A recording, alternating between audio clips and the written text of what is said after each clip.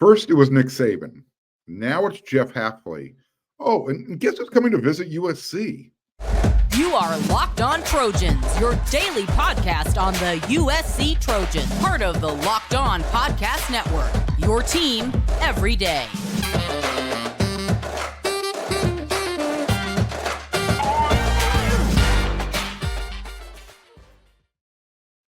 Fight on, everyone. I'm your host, Mark Holkin, and thank you for making Locked On USC, part of the Locked On Network, your first listen every day. Whether you're watching the show on YouTube or wherever you download your podcast, this show is always free, and this show always appreciates your support. You can show your appreciation on YouTube. If you haven't become a subscriber, do it. It's free. It's easy. Click the red subscribe button. Smash that thumbs up button. Don't forget to hit that bell notification. Today's episode is brought to you by FanDuel. Make every moment more. New customers, join today, and you're going to get $200 in bonus bets if your first bet of $5 or more wins. Visit FanDuel.com/locked-on to get started. I think we all know that college football is heading for a big crash and burn, especially when Boston College can't compete. Nick Saban, we know he's retired.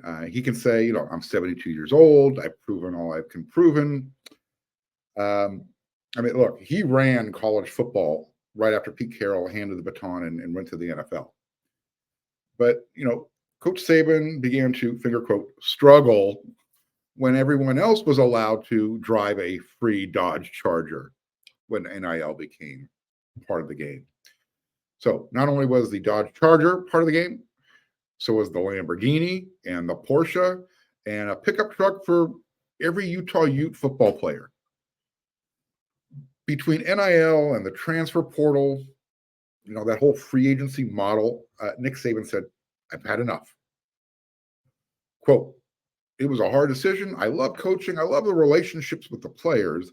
The thing that made it more difficult for me is how it impacted the players, the coaches, and all the people who work in the building that contributed to the success of the team, how it would affect them. How would it affect them, end quote. The bottom line was Coach Saban, he ran away as fast as he could from the train wreck that college football is headed towards.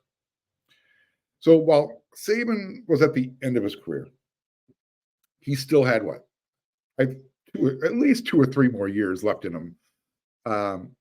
NIL roster retention wasn't part of the process. I think that's what ultimately chased him away. Pete Thamel reported that, according to sources, Boston College head coach Jeff Hafley is expected to become the new defensive coordinator of the Green Bay Packers. Hafley has he's literally brought Boston College to a bowl eligibility in 3 of the 4 years that he's been their head coach. Quote, he wants to go coach football again in a league that is about football. College coaching has become fundraising, NIL, and recruiting your own team and transfers. There's no time to coach football anymore, end quote. So Jeff Hafley's reasons for taking this coordinator position, they're rooted in football, both the overall state of the college game and, the opportunity to work for one of the most respected franchises. He's going to the Green Bay Packers to be their defensive coordinator. Why am I talking about those 2 programs? Well, here we are. This is why. Lincoln Riley has already hinted about retiring from coaching by the time he turns 50. He said similar things. The NFL lifestyle is more conducive. It's straightforward. You're coaching football players. So how much longer can the current model, the college football model, the way it is, how long can it survive? I think this is why, I think this is one of the reasons why Jim Leonard doesn't want to coach in college anymore. Is he even still looking? I know he's got the analyst job, but, he didn't want the defensive coordinator position at USC. Could have made a good chunk of change doing that. Other positions have opened up. Obviously, Seattle, Baltimore. I'm going to get in that a little bit in the show. Stick around. But look, Jeff Hafley, he came from the NFL. He turned Boston College into a competitive program, but he realized, and I think most people who follow college football, even the powers that be, Boston College, they've hit their ceiling. They're not going to go much higher. They might catch lightning in a bottle one time, but between the ACC and that already crappy TV contract that they have that ends in 3030 hyperbole, but it's a bad contract and it sucks compared to the Big Ten and the SEC TV contracts. So why should coaches waste a lot of energy, chasing teenagers with financial inducements when they can just go coach adults in the NFL who just want to collect a paycheck? That's their job. They show up for work, they do their job, they go home to their families. College coaches, they go to work, they babysit, they find out what this player needs, what that player needs. They try and coach in between all that. Then they got to recruit. Then they got to retain. Then they got to go talk to boosters and alumni. I don't know. Are we going to see any 10 to 15-year type of tenured head coaches at the same school? I don't think we're going to see that paradigm for much longer. Nick Saban was at Alabama for 17 years? The way the transfer portal is affecting rosters. Look, Lincoln Riley is losing elite quarterbacks off of his roster.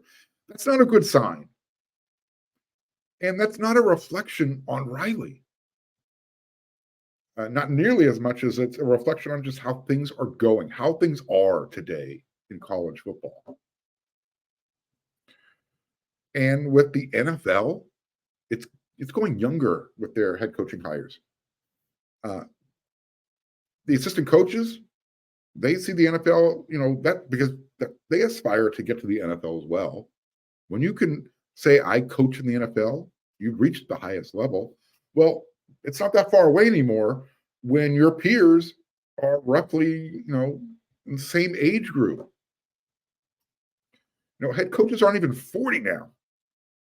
And the assistant coaching pools are trending that way as well. Obviously, they're always going to be younger. They're coming up. So I don't know. What's it going to take to get college football to kind of pump the brakes a little bit, to be able to retain good coaches? I don't know. Is it going to take Tennessee and maybe a few other schools who I don't know, been fast and loose with the whole NIL game? Is it going to take them getting in trouble? If you're not sure, Tennessee right now is under investigation formally for their recruitment of quarterback Nico Iamaleava, Southern California product, as well as others. It's not just him. And so if you can corral certain programs that are making other programs and head coaches say, you know what, I just can't compete, nor do I want to deal with that.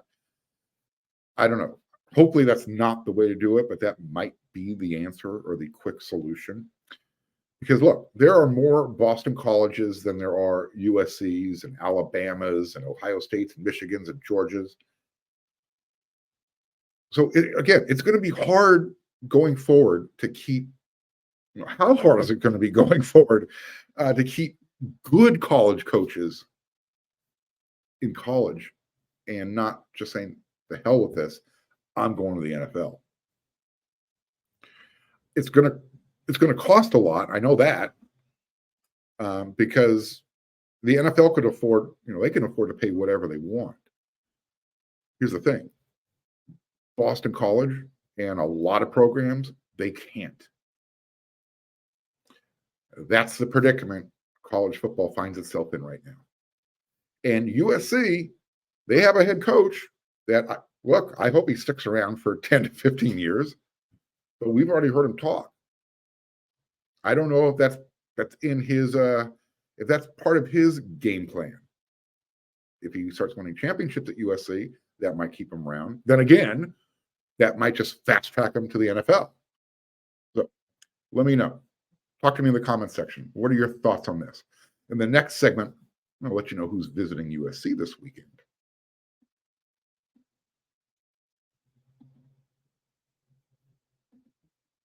Happy Super Bowl to all who celebrate from FanDuel, America's #1 sports book. If you're like me, Super Bowl Sunday is all about getting that best seat on the couch, maybe even on the bed, putting a big old bowl of chips, getting your favorite adult beverage, get that seated right next to you. And then, hey, if you got some extra cash, make some Super Bowl bets. And I love the commercials, the whole holiday vibe. It's like football Thanksgiving. Food, football, TV. And FanDuel has a lot of ways for you to kind of end the season with a W or 2 or 3 wins. Not only can you bet on who's going to win Super Bowl 58, but FanDuel also has bets for which players will score a touchdown. They got the prop bets. How many points are going to be scored? And so much more. New customers, join today and you're going to get $200 in bonus bets if your first bet of $5 or more wins. Just visit FanDuel.com/locked-on to sign up. That's FanDuel.com/locked-on. Make every moment more with FanDuel, an official sportsbook partner of the NFL.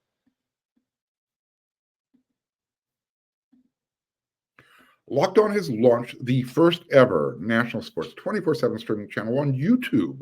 Locked On Sports Today is here for you 24 hours a day, 7 days a week, covering the top sports stories of the day with the local experts of Locked On, plus the national shows covering every league. So go to Locked On Sports Today on YouTube and subscribe to the first ever national sports 24/7 streaming channel.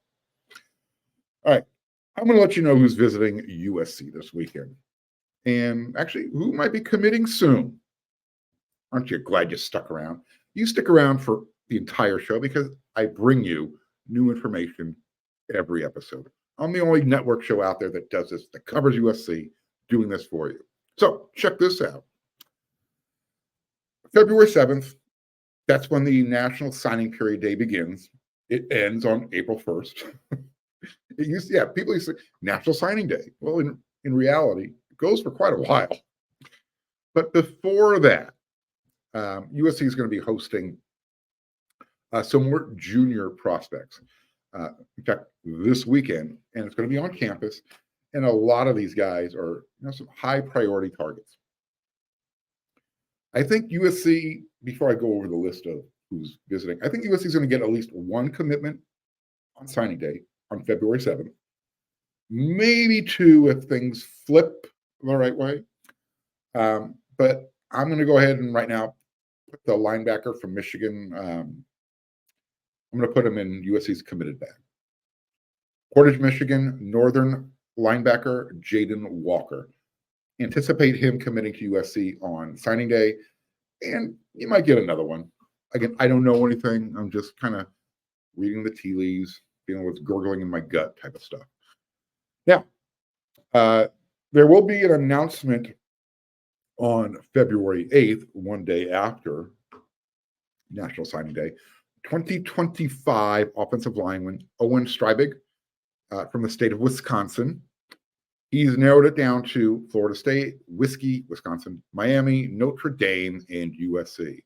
Again, he's making his commitment announcement on February 8th. He'll be doing that on YouTube.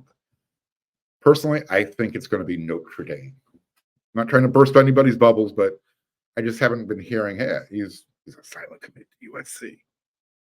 I think he's sticking in the Midwest. It's either going to be Notre Dame or the hometown favorite, Wisconsin. Now, who's visiting? USC is hosting its second junior day this Saturday, and they got a lot of guys coming. I'm not going to go over every single one. Don't have enough time. However, I am going to touch on a few of them here for you. One of the biggest offensive linemen in the class of 2025 that I've seen, his name is Peter Lange. 6'5", 330 pounds, offensive tackle. He's out of San Francisco, California, Archbishop Reardon High School. He actually almost played at Mater Dei. His family moved to NoCal, Northern California. So that's why he's finishing up his high school career up there. USC, Florida, Alabama, Auburn, Penn State, Cal, Texas, Oklahoma, Tennessee, LSU are just a handful of over the 40 offers that he has. And you heard those programs that I just rattled off, right? He's just a 3-star recruit. ESPN doesn't even rank him. Quote, man, to be honest, USC was one of my dream schools growing up. I always loved USC football and their tradition, brotherhood. I can go on about USC, but finally getting a chance to play at USC is an honor. Coach Josh Henson is my guy. We got to talk and get some work in, and he helped me develop my game, and I appreciate it. Hashtag fight on, quote. That's from Peter. So will he be commit soon? Kind of feels that way, huh? Peter he's already taken visits to Cal and UCLA. So again, 3-star. Yeah, here the offer list that he has. He's pretty good, huh? Where's that 4th and 5th star when you've got that laundry list of programs giving you offers? USC also has a defensive back. His name is LaRue Zamorano. He's a cornerback from Centennial High School. He's scheduled to visit. 6'2", 175 pounds, tall, rangy. I haven't seen a cornerback at USC like that since Terrell Thomas. Kind of fits that mold. USC, Penn State, Oregon, they've all offered. Ooh, check out. This is an interesting development. This might be the Coach Henderson effect, the Coach Henne effect.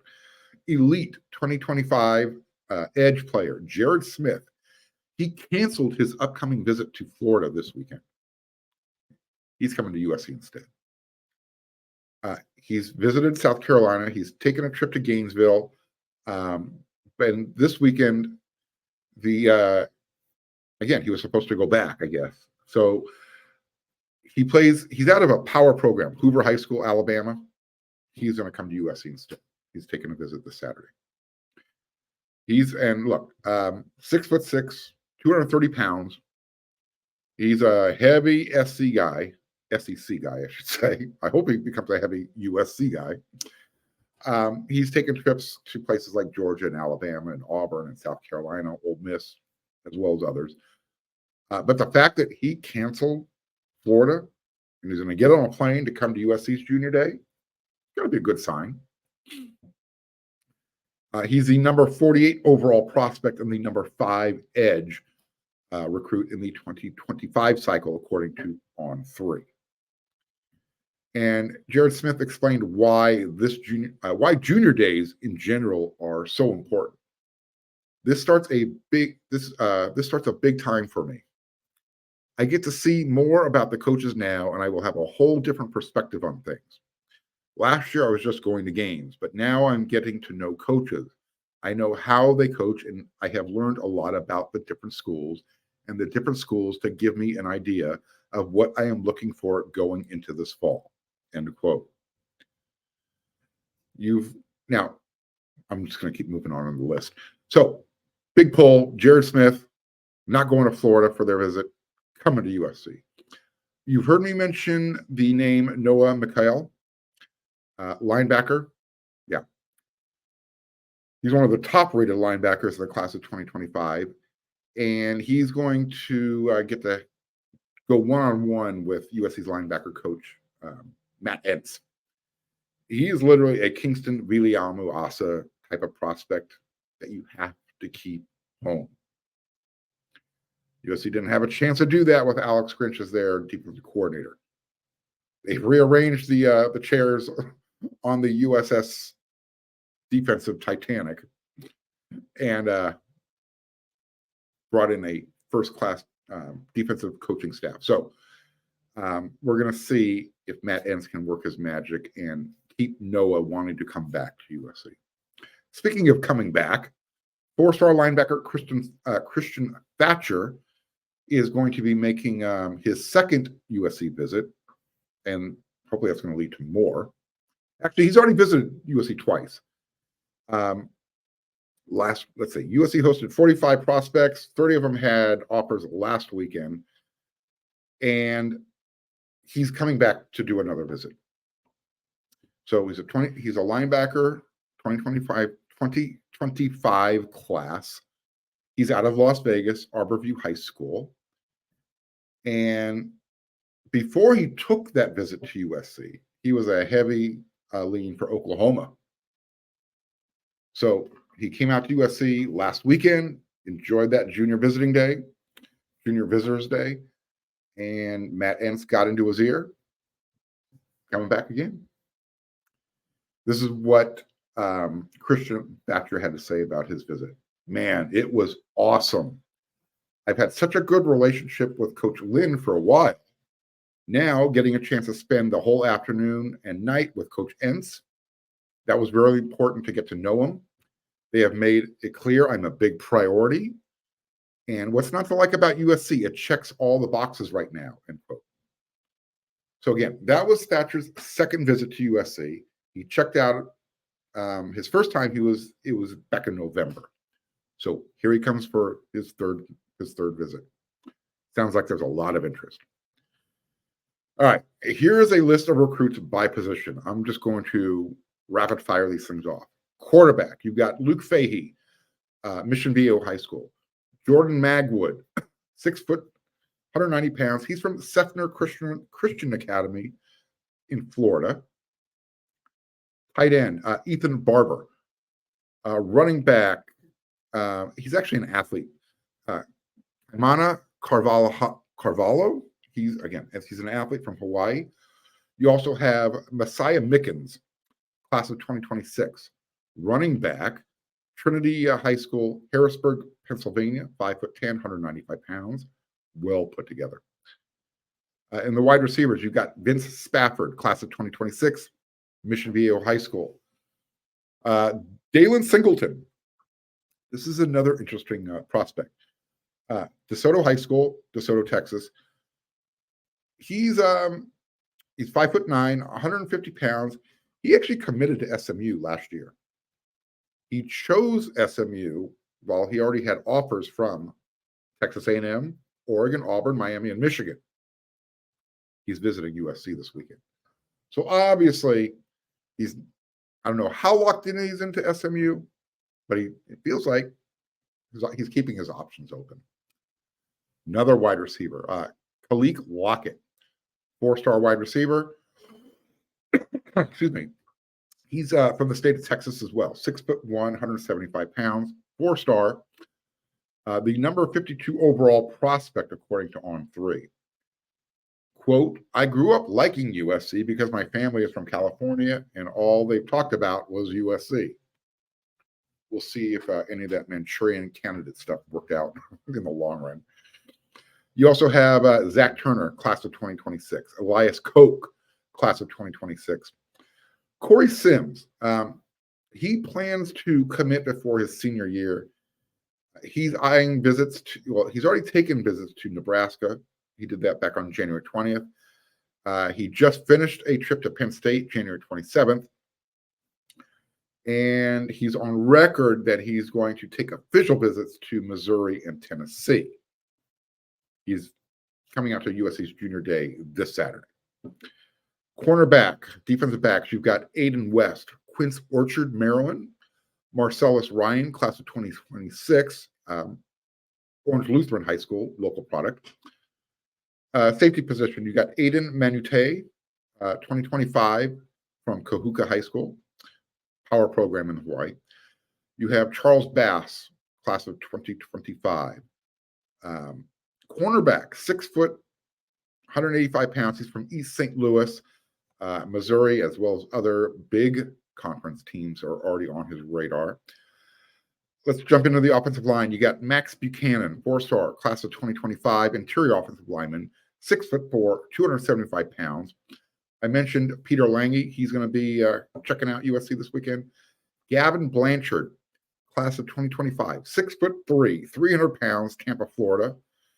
Sam Utu, class of 26, 6'5", 295 pounds. He's a USC lean. He also plays at Orange Lutheran.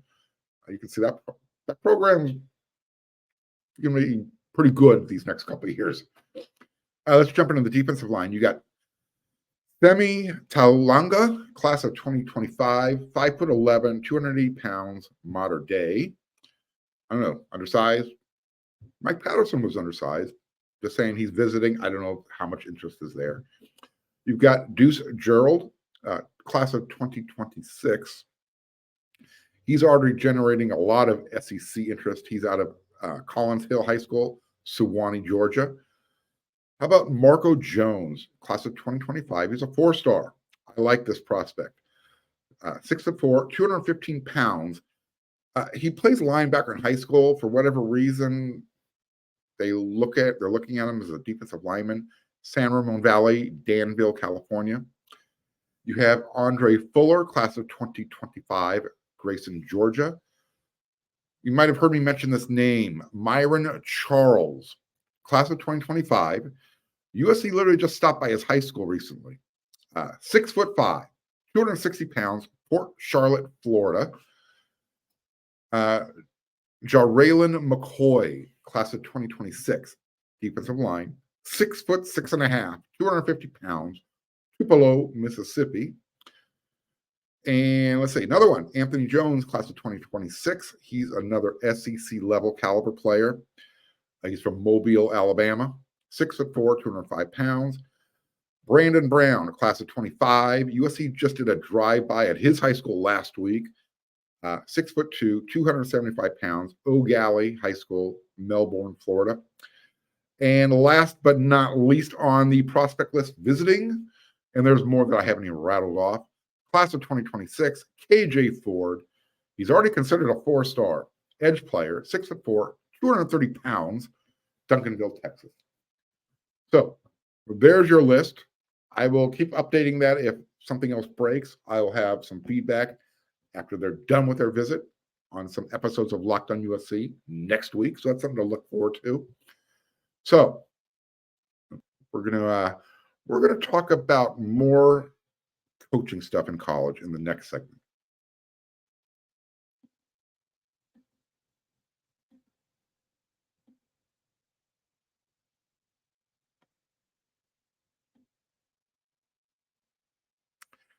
Is there anyone on USC staff who is ready to be an NFL defensive coordinator right now? Seattle just hired Baltimore Ravens defensive coordinator Mike McDonald to be their new head coach. That means both Baltimore and Seattle, they need defensive coordinators. Why am I asking this question? I posed this question to the WeAreSC.com community, and a few people got a little upset that I would even suggest the question, is Danton Lynn ready to be an NFL defensive coordinator? I actually narrowed it down. I said, is Danton Lynn ready to be Baltimore's defensive coordinator? Because he's got roots there. Look, and here's the other purpose behind my question. Cliff Kingsbury was USC's offensive coordinator, and then he was Arizona's head coach just weeks later. The NFL is getting more aggressive, and the head coaching hires are getting younger and younger. We talked about this in the first segment. I'm kind of bringing this full circle here. So, and I think that's a cool deal. I have no problem with the direction the NFL is going.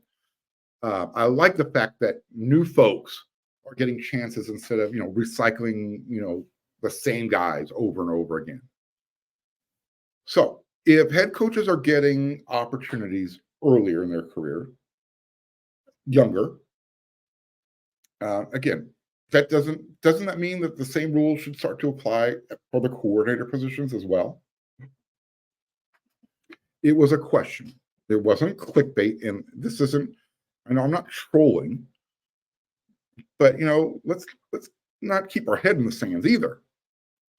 It's not like Danton Lynn's name hasn't been talked about as an assistant that everyone likes and expects to move up sooner rather than later back to the NFL as a defensive coordinator. And he stated, let's not forget, he started his coaching career in the NFL. Chip Kelly yanked him to the Bruins. So let me rephrase the question for my Locked on USC viewers and listeners. Let's say that Lynn has the same type of impact in 1 year at USC that he had at UCLA. How long will he stay at USC as the defensive coordinator? Because now he'll have 2 years of experience as a defensive coordinator. That was one of the arguments, one of the pushbacks thrown at me at the question. Well, he's only been doing it for 1 year, and that's absolutely correct. But again, the scales are balanced that he's already been in the NFL. The NFL knows what he's all about. They saw what he did at UCLA in 1 year. So now he'll have done it at 2 different places, UCLA and USC. So regardless of what the future holds, look, USC is in a good spot with guys who have either been a head coach or a defensive coordinator. And I know, I get it. Danton hasn't even coached a spring camp at USC yet. Heck, the media hasn't even met him in person.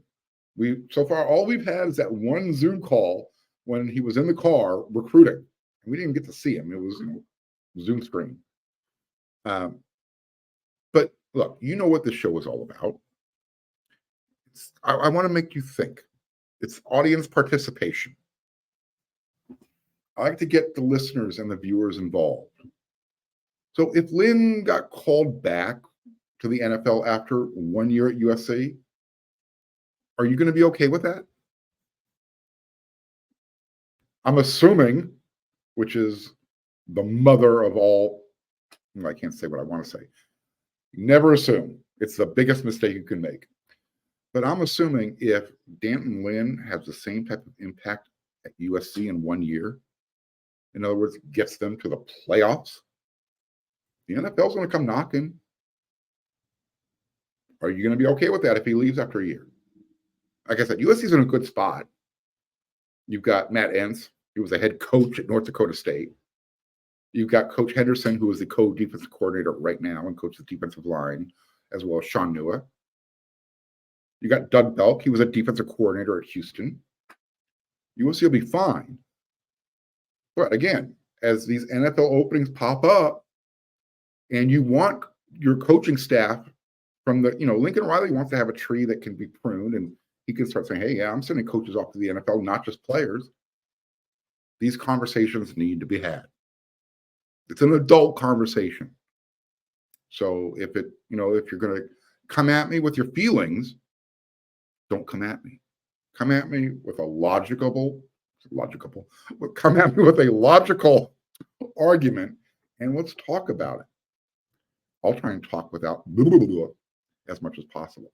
I'll be back with another episode of Locked on USC tomorrow. The Friday rant will be a part of it. And we'll see what happens in that USC versus Oregon basketball game. So until then, everyone, you know what to do.